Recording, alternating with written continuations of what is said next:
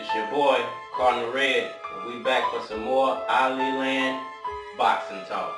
So let's Don get it. connected with the Cleveland mob. I'm connected with the Philadelphia mob. Duke Dirty was connected with Marcel and down in Louisiana. They always said, talk bad about Don. They don't talk bad about him.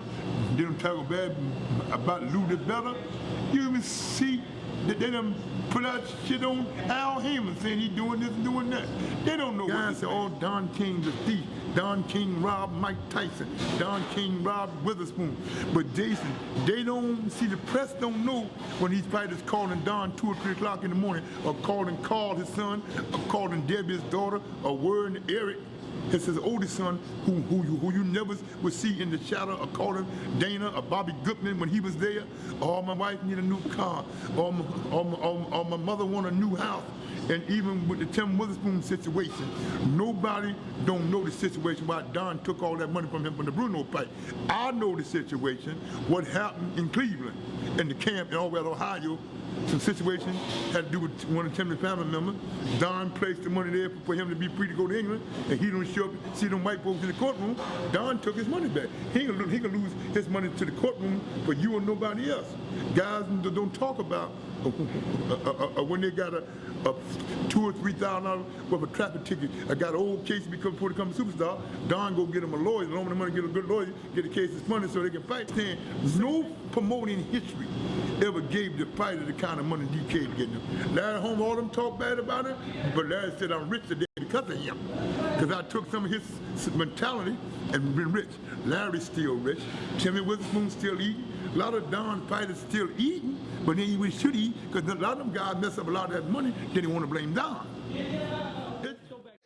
What up, what up, what up? It's your boy, Cardinal Red, and we back for some more of that Ali Land boxing talk. Yeah, peoples, we back on that corruption and boxing once again. I know I told y'all I wasn't gonna do no more of these, but I might do a couple more, man. It's fight night, y'all, so of course, be looking out for Manny Pacquiao versus Lucas Matisse. It is July 14th. The fight is actually July 15th, but it's going to be televised on July 14th. Kuala Lumpur, Malaysia, and it will be shown on ESPN Plus, I believe.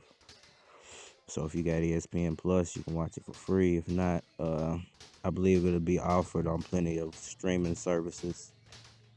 Y'all hear that motorcycle? It's always a motorcycle that comes through when you try to do so. But it should be offered on plenty of streaming services, or I'm pretty sure you can find it online, man. So make sure to check that out. Should be an excellent fight, man. Go Manny. You know, I like Lucas too, so shouts out to Lucas too, man. But definitely down for Manny Pacquiao. Um, let's get on this corruption and boxing, y'all. On this one, I want to focus on what's the role that the promoter plays as far as corruption in boxing goes.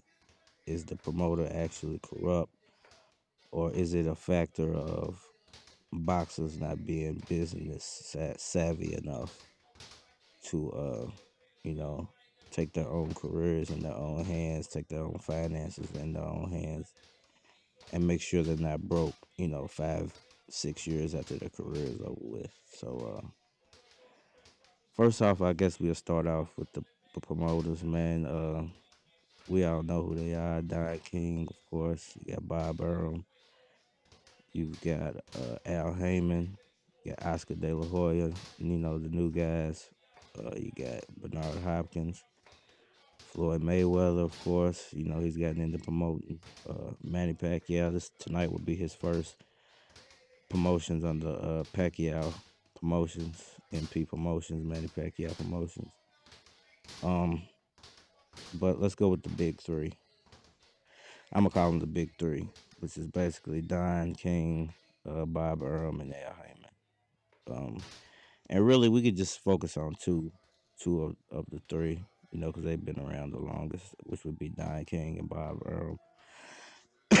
And I feel like, man, when guys talk about situations to where they felt like they took a fight and they were supposed to be getting paid a certain amount, they might have only gotten paid $2 or $300,000, $400,000 for the fight, and it's what the promoters sometimes call a quarter.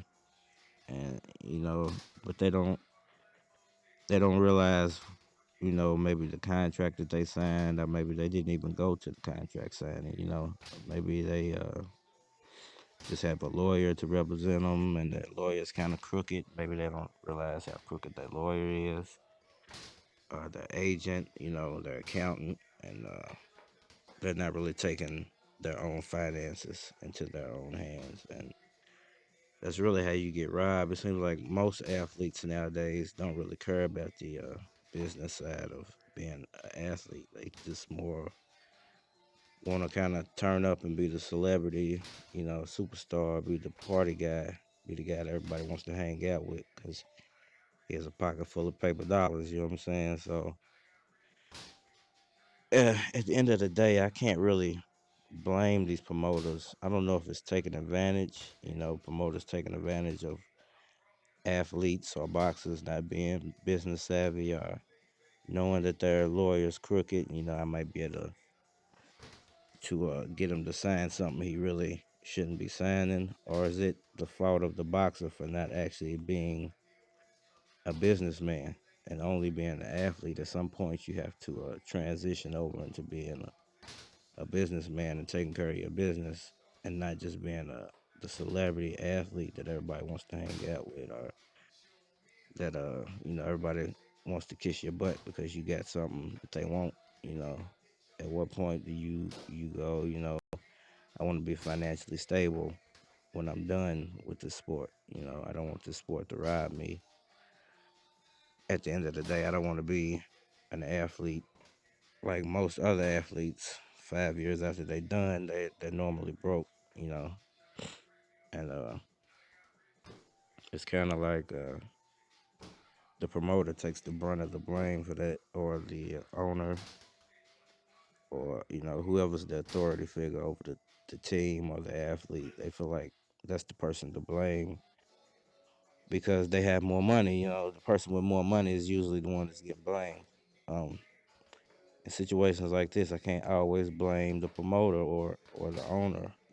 Don King has he's probably not the greatest guy in the world, but as a promoter, I feel like he's been doing this so long. He knows the business. He knows what what he wants to make off a certain person or a certain fighter or a certain scenario, a certain event. You know what I'm saying? He knows what his bottom line is, and maybe since this guy isn't really business savvy, he knows loopholes to take advantage of that. Now, is that Don King's fault for knowing the business, or is that the athlete's fault for not trying to learn the business? You really can't blame anybody for being knowledgeable about something. You can't blame them when they use that knowledge to advance. Is that more of the fighter's fault for not trying to gain more knowledge so that he's not being taken advantage of, and that he can advance within, financially within the sport? Um, I just feel like promoters have been doing this so long, and athletes have been doing this so long. At what point do you actually go, man? When I get into this sport, I'm not doing it the way everybody else did it. I'm not trying to get in and be the guy who puts on, you know, uh, funny looking clothes to impress people or get people to snap pictures of me and put me on Instagram and Facebook. But I'm gonna be the most business wise, most business savvy fighter, a basketball player, football player, athlete in general that the world has ever seen. Not only am I gonna be a superstar within my sport, but I'm gonna transition past the sport into business and growing businesses and producing wealth. You know what I'm saying? Wealth is a process, man. And most of these guys get so, let's say, not corrupted, but so enticed by the party lifestyle and just impressing people, and trying to be more and more famous that they forget that there's actually a business side to sports, that you have to be business wise to become financially stable within sports. Yeah, you're getting a lot of money in bulk at once, but if you really don't know what to do with that money, it seems to be a habit of people to just take it and spend it as fast as they possibly can, you know, and spend it foolishly at that, you know what I'm saying? So at what point do you go, you know, it's on me to take the business side into my own hands. And that's probably the only credit I can give Floyd Mayweather is that he handles his business portion of boxing. I might not like him as an athlete or a boxer, but you have to respect what he's done as a businessman as far as making money within the sport. Within the sport, I know there's rumors out there floating around that some stuff he's doing nowadays is because he's spending way too much. But that's the other side of having money is spending far outside of your means, and that's something that I feel like promoters know, and that's something that maybe they, for lack of a better word, take advantage of. But like I said, at what point does that become more on the fighter not becoming business wise and trying to be just a celebrity than the promoter trying to take advantage of you? Man, that's Ali Land boxing talk for the week, man. Check out Manny Pacquiao versus Lucas Matisse. It is July 14th. Should be a hell of a fight, man. All right. Somebody Yeah, called and said the rap game needs it. They talk. Fuck it, they talked about G. Still hate. Yeah, they hated on G.